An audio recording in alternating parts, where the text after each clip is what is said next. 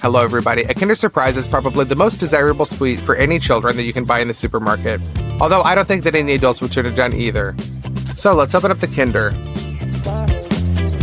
In fact, it's just an egg made with chocolate. Rather, of two types, milk and white. And inside it has a yellow capsule that you can find a toy in when you open it. Maybe it just seems like it to me, but these toys were much more interesting in my childhood. Over the past 6 months, I've been thinking in detail about how to make a giant Kinder Surprise so that it turns out to be perfect, just like a factory-made one. And finally, I came up with it. Please give this video your likes in advance, and now let's start. Have you ever wondered how chocolate was made? There are whole plantations where cocoa fruits are grown. We bought 4 of these ripe fruits. They are very large and cumbersome. We break it into 2 parts, and we see the white seeds inside. These are ripe cocoa beans, but to turn them into chocolate, they need to be processed for a long time. We transfer them to a wooden barrel,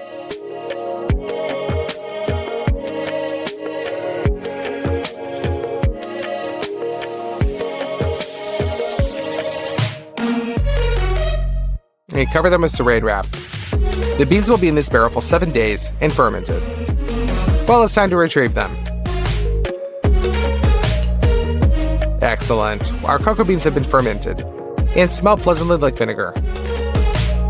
We take a dryer like this and put all our beans in it.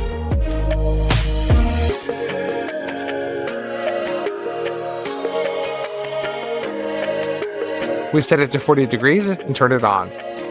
That way they continue drying for another 7 days. A week has passed and the cocoa beans are dehydrated. But to make a giant Kinder, this is definitely not enough. So I bought some more dry cocoa beans.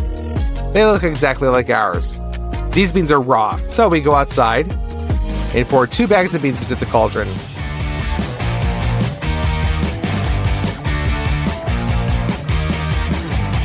We still need to chop wood.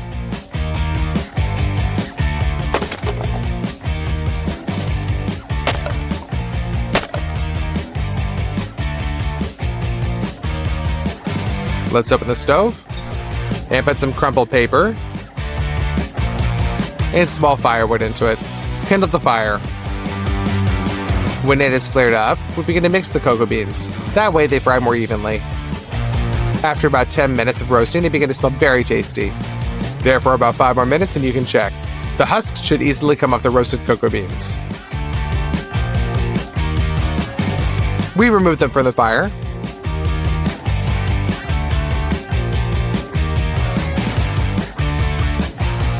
The roasting stage has been passed. Now we take another bowl. We remove the shell from each cocoa bean. We break the core and transfer to the second bowl. We get these kind of cocoa nibs. We use this as the main raw material for making milk chocolate.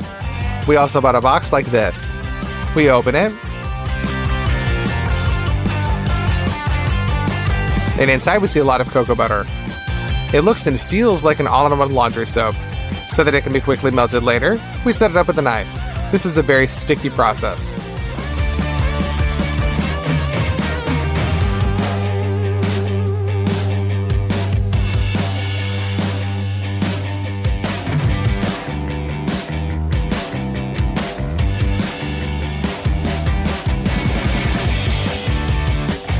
Two hours later, we got a whole basin of finely crushed cocoa butter. In order to properly make chocolate, you need a machine called a mélangeur. In fact, this is an electric mill with such stone millstones. We grind cocoa nibs, milk powder, sugar, and cocoa butter into it. We collect 1 kilogram of cocoa nibs and pour it into the mélangeur. A full glass of powdered milk,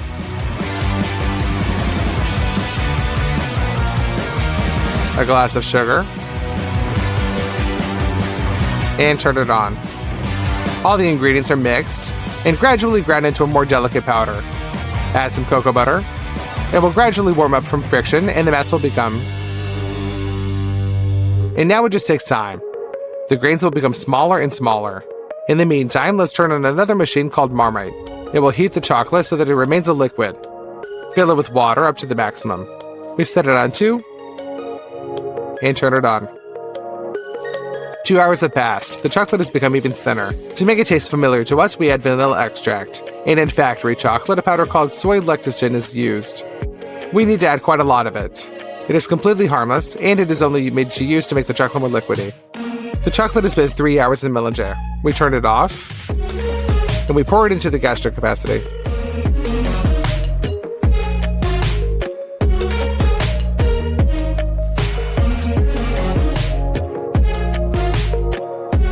The first portion of natural milk chocolate is ready.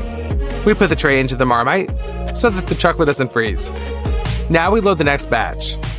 This time, for the melange to grind the cocoa nibs faster, we pour it in gradually.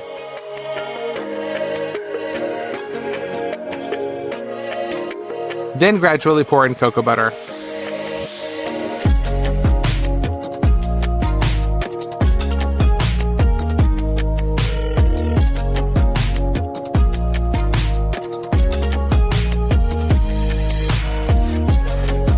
When the mass has become a liquid, gradually add sugar, milk powder, and other additives. We wait another 2.5 hours and pour the chocolate into our tray.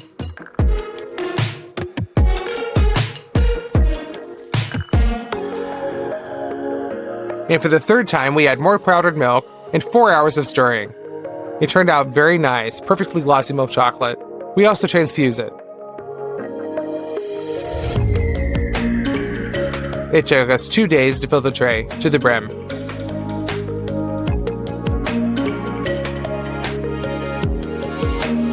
We mix all of these things together, and we're done. The next stage is tempering. You may ask, why is this necessary? I'll show you an example of 2 tiles. We filled one with melted chocolate, and the second with tempered. After solidification, we take them out. And the one that is just melted melts very quickly, remaining in your hands. But the tempered chocolate is glossy. To it, cocoa butter crystals are combined into a strong crystal lattice. Therefore, when you break it, there's a crunch. In order to temper a large volume of chocolate, we increase the heating. And constantly stirring, we heat the chocolate to 45 degrees. We get the tray out, and let's go outside. We put it onto a cold tile.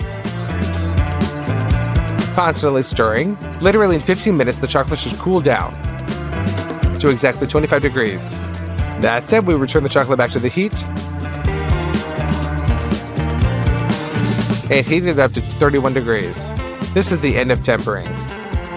We will pour chocolate into such large egg halves. I ordered these forms 6 months ago at a factory in America, and now they have arrived. These forms cost 20,000 hryvnias, or 54,000 rubles. So we open the alcohol, pour it into the mold, and rub it around with a napkin. So that way it'll be perfectly clean and the chocolate will shine. Done. Now we send the forms to the freezer for 1 hour. They should be cool completely. Now that the molds are icy, we scoop up the chocolate, pour it into the mold, and distribute evenly. The chocolate seizes instantly. Fill it as evenly as possible so that there are even walls of the same thickness everywhere.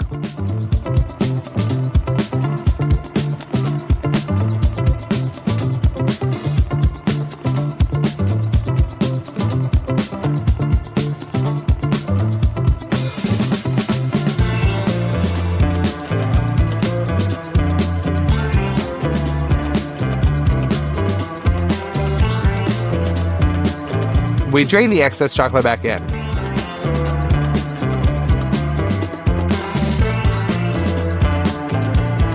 One more time, we put it into the freezer.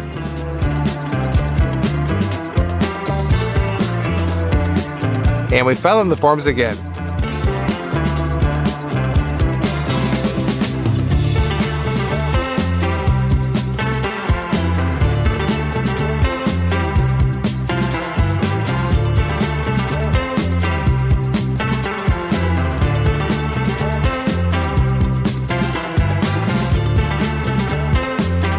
And one more go around.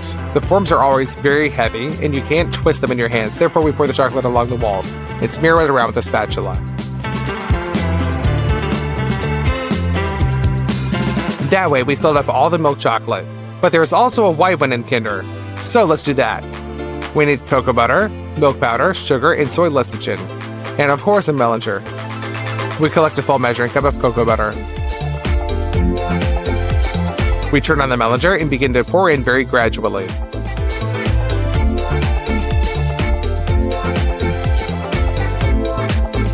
There is literally a third of a teaspoon of soy lecithin. We collect 700 grams of sugar and gradually pour it in.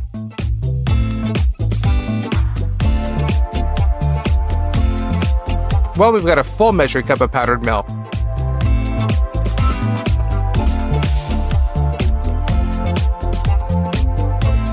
And now it just takes time.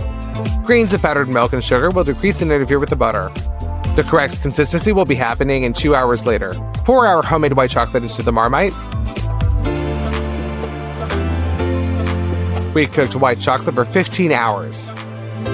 And we also temper it.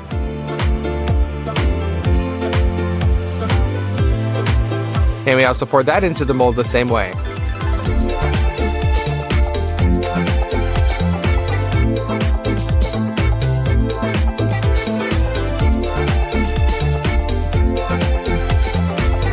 It's smeared around with a spatula. We poured white chocolate in one very long approach. While you were smearing one form, the second one is time to freeze, so you can change them around like that. Now the chocolate egg halves are ready. Let's make an integral part of the Kinder Surprise, namely the yellow capsule. To do this, we bought a plastic barrel for 20 liters. We bend the fastenings for the handle and remove them. The barrel is shaped like a capsule, but not in color. Therefore, we unscrew it from the lid and take it to a safe place for painting. Shake the cans with spray paint and cover the barrel with yellow. We completely painted it in 3 approaches. Now we've got a big yellow capsule like that. In my opinion, it kind of looks like the original. What kind of gift will we put inside? I thought everything out in advance and I bought a big Bluetooth speaker on the internet. We opened it up and put it inside, as well as wires and instructions. That's it, you can close it. We put our surprise in one of the Kinder halves. We take out the second one.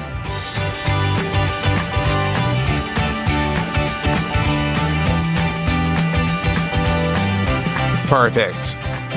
At first, we just melted the edge of the chocolate with a burner and tried to install the second half of the egg on top. But they did not dock, and there were very large gaps. Therefore, we take out the other half.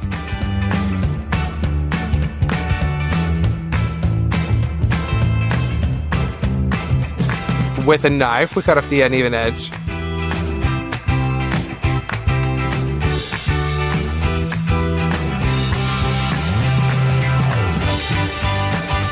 And try it again.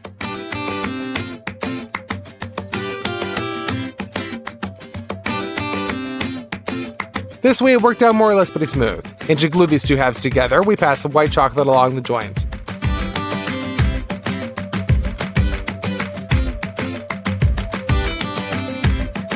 Now our Kinder is ready. But what kind of Kinder would it be without colorful packaging? To make that, we take the molds again and line the foil on top of them, gluing each layer with double-sided tape. Next, you need acrylic paints, rollers, brushes, and pencils. First, you need to make a red and white background. And then we apply multicolored inscriptions.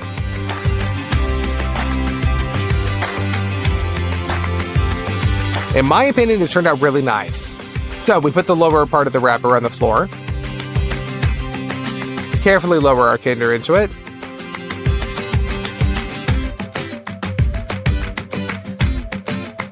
And together with the foil, we lift it back up. We put the other half of the package on top. We connect the planes and fix it with a stapler.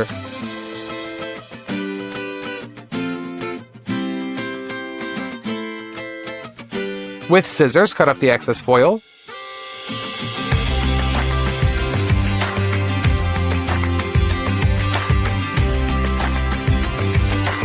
And gently bend the edge.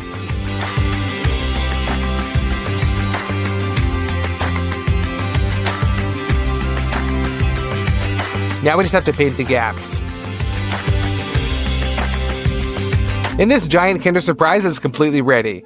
It turns out very nice and beautiful. This time we repeated it almost one-on-one. Taking into account the forms, the machine for making chocolate and products, it cost us 50,000 hryvnias. This is 136,000 rubles, and it took us 5 days to prepare it. So answer me one question. Who will experience the most joy when they see this huge Kinder? Of course it is children. Therefore, we mask it with a golden cloth, load it into the car, and take it to the mother and child's house.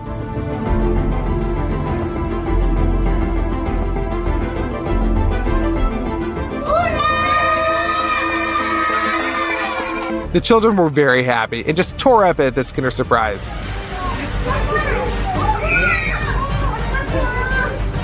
Hello everyone, today we will not increase McDonald's by very many times, but we will prepare a huge latte classic, potato dips, and Big Tasties.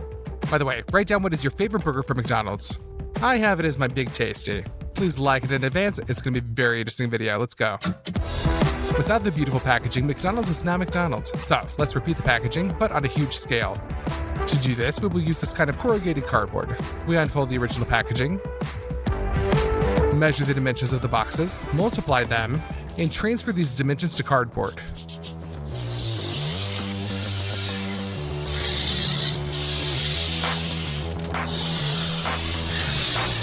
Wherever necessary, we cut them out.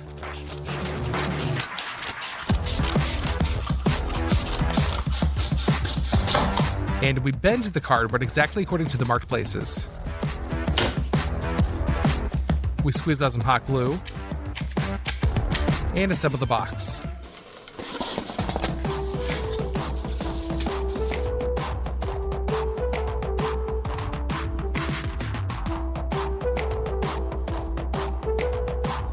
Now our Big Tasty box is ready. We also make a box for the fries.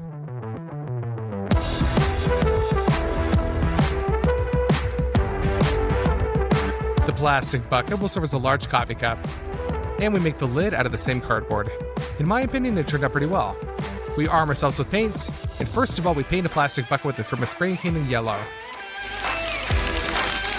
And we cover our cardboard products with acrylic paints.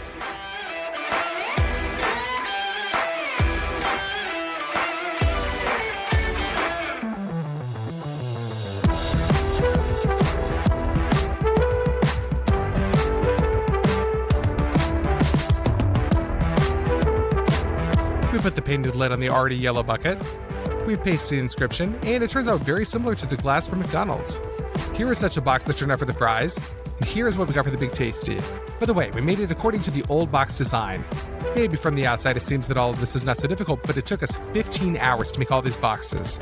The first thing we're going to do is make the French fries. This is the same French fries, but only in a different shape.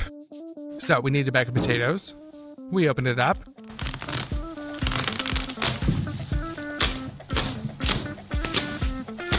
And begin to clean it.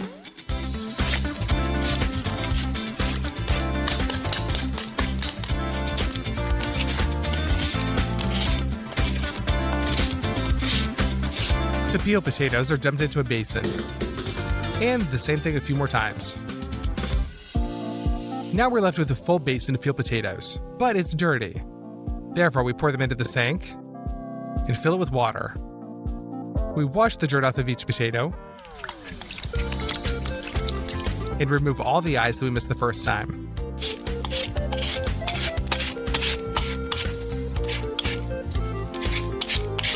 We put the perfectly peeled potatoes in a saucepan and fill that with water so that it completely covers the potatoes. Now we put that onto 2 burners. Our potatoes need to be boiled, but apparently we chose the wrong variety. For the potatoes to get soft, they were cooked for 7 hours. So we drain the excess water. And with the help of a potato masher, we knead the potatoes.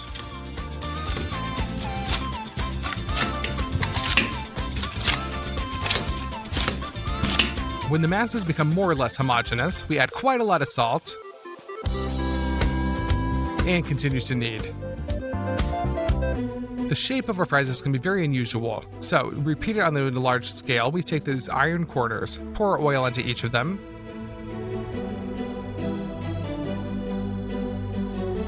and smear that all around with a brush. And now we take our mashed potatoes and put them into the molds.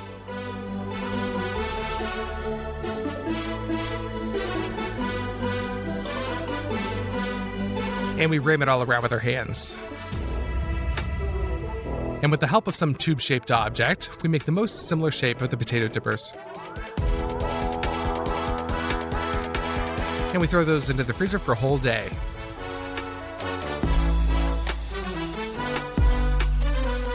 In the meantime, we'll make a giant coffee. For this, we need 14 liters of milk. We open the bottles and pour them into a large saucepan.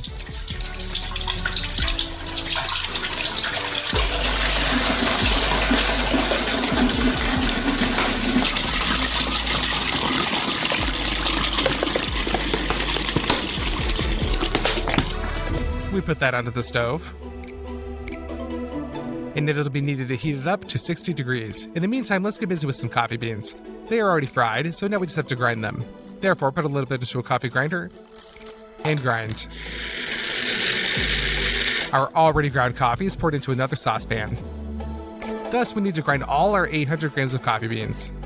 Fill them with 5 liters of water.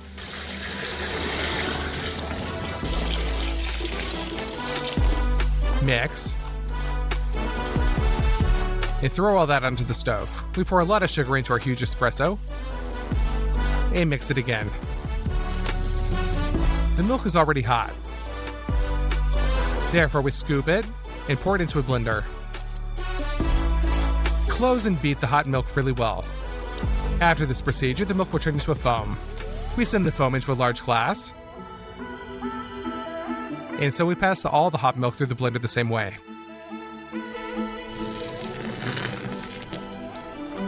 We install a sieve on top, and the coffee is already boiling, so we remove it from the stove and pour it into the large glass.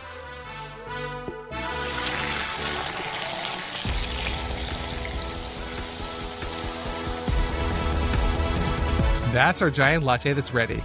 Very similar to what they sell at McDonald's. Now let's make a giant Big Tasty. It consists of the Big Tasty sauce, tomatoes, lettuce, onions, cutlets, cheese, and of course buns. We'll start with them. Pour some water into a bowl. Add some dry yeast, salt, sugar, oil, and of course flour. We knead all this together and also add the flour until the dough stops sticking to your hands. We put this onto a baking tray. We bake 1 egg into a bowl and pour in a little milk.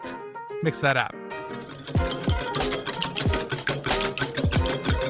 And when the dough is risen, we lubricate it with this mixture. Now we sprinkle some sesame seeds on top and into the oven at 200 degrees. Looking ahead, I will say that this test was not enough. We made a double portion and baked a bun like this from it. We released it from the foil and cut it in half.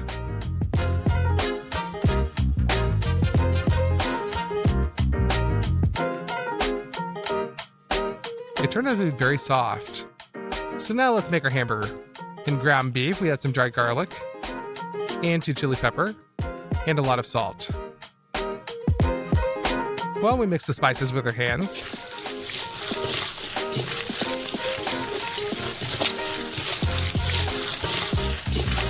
But there is very little fat in this minced meat, and the cutlet will be 100% dry. A piece of lard will help fix all of this.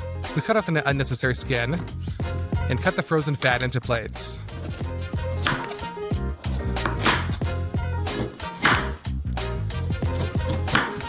Then into cubes. And chop it up.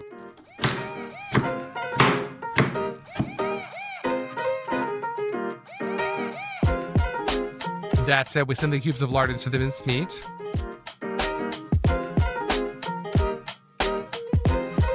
And mix it again.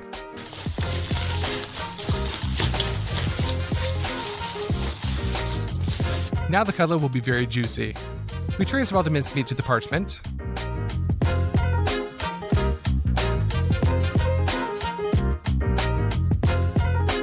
Done. Now we're going to grill it, so therefore we kindle it.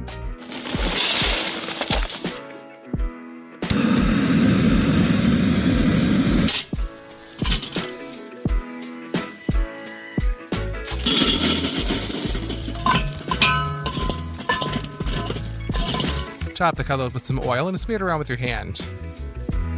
We put the grill grate on top and turn it over.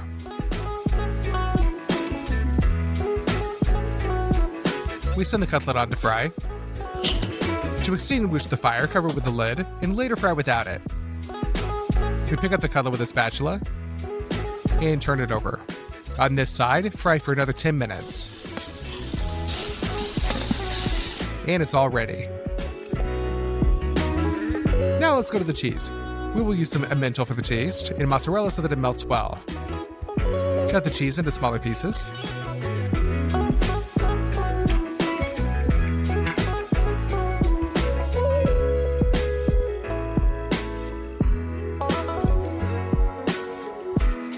And grate.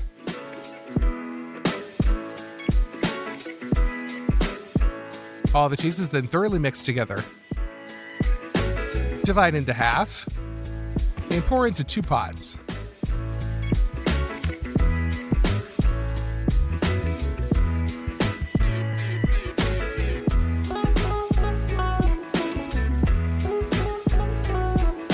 We put them on the stove and constantly stir them until we wait for the cheese to melt. We will prepare the molds now. Lubricate the plastic trays with oil. Pour out the hot cheese.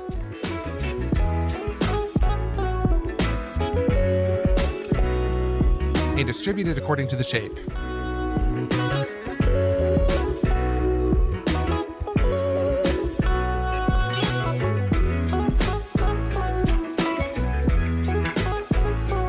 And just let them freeze like that. So for the Big Tasty sauce, we squeeze out a whole package of mayonnaise. Pour in some paprika, black pepper, crushed garlic. We clean it. Finally chop it. And rub with a knife all over the board. And that's awesome into the sauce. American mustard. Cut a lemon and squeeze the juice out of it. Barbecue sauce is a must. But that's not it. The most important thing left is a little liquid smoke. Stir for the last time and the Big Tasty sauce is ready. Tomatoes, iceberg lettuce, and onions are all needed from the vegetables. First, peel the onion. And cut it into half rings.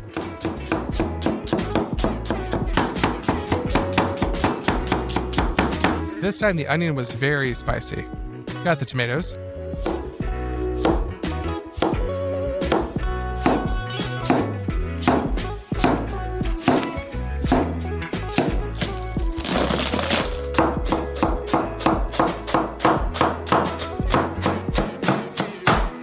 Well, and now let's put our Big Tasty together. We spread a slice of cheese onto the bun, then a huge cutlet,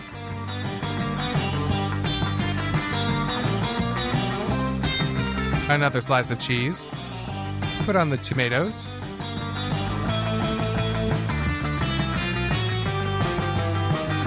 onion,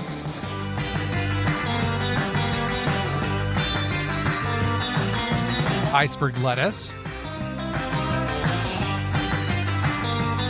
pour all the sauce out on top.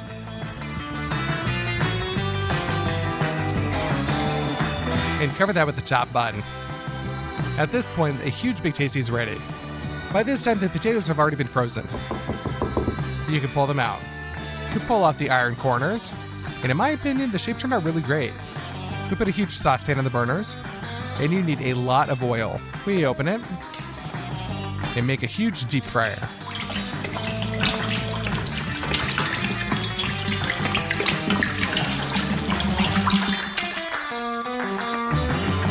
We lower our potato dippers into the hot oil.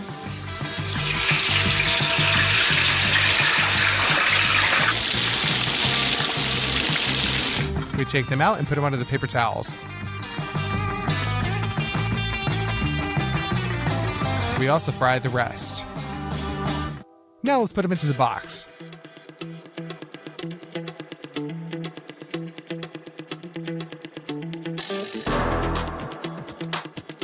There we go, we've prepared our giant McDonald's menu. All this took 3 days of work. And in my opinion, it turned out pretty similar to the original. So let's try it all. Our potato dippers. Our dippers have a crust that is not as crispy as in the original. But let's try the coffee.